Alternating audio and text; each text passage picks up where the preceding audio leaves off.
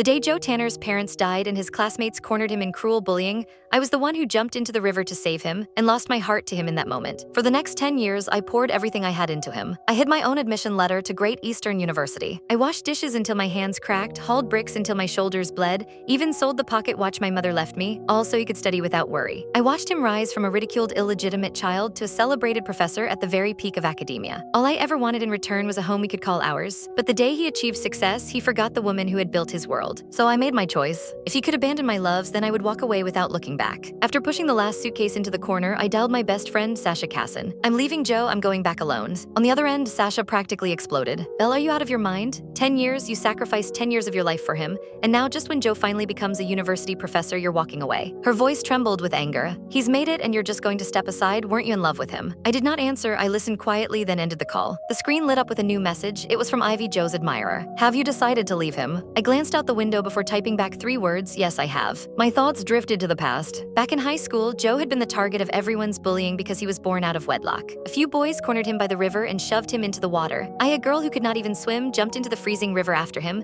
I nearly drowned but managed to drag him back to shore. I could still see it, the way he was soaked to the bone, face pale as paper, but his hand clung to mine with desperate strength. At that moment, I felt that anything I did for him would be worth it. When our admission letters from Great Eastern University arrived, I saw the name embossed in gold on the paper. I also saw the yearning and the shame in Joe's eyes. He was an orphan, he could not afford those sky-high tuition fees. So I quietly hid my own letter and went out the next day to find work, just so Joe could study in peace. I washed greasy dishes in the back of restaurants until my hands turned raw and white from detergent. I carried bricks on construction sites until my thin shoulders bled from the strain. I shouldered the cost of living for both of us, sacrificing everything to keep his dream alive. When Joe found out, he pulled me into his arms and promised, Belle, I'll give you a home, I'll make sure you live a good life. But that was a long time ago. Just a week ago, I carried a plate of sliced fruit into his study. His phone screen was still lit, unlocked. I saw his conversation with Ivy. Joe wrote, I can't abandon Belle, she's given too much for me. And Ivy had replied, Joe, you're brilliant. Only I'm worthy to stand beside you, we belong to the same world. I quietly backed out of the room and dumped the fruit into the trash. Days later, Ivy came to see me. She was dressed in designer clothes, her makeup flawless, her eyes looking at me as though I were something pitiable. Belle, someone tried to leak Joe's past, that he's an illegitimate child. I paid a lot of money to keep it quiet. If that scandal becomes public, it'll destroy everything he's worked for.